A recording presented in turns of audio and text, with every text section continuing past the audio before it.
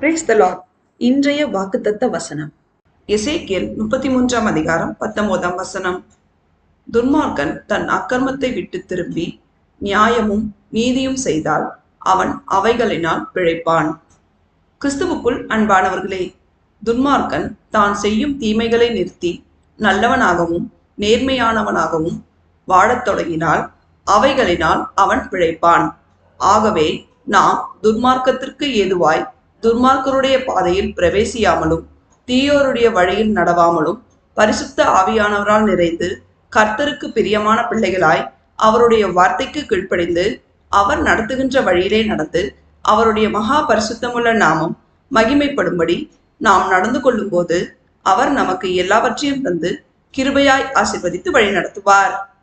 தேவன் நம் அனைவரையும் ஆசீர்வதிப்பாராக. ஆமேன்.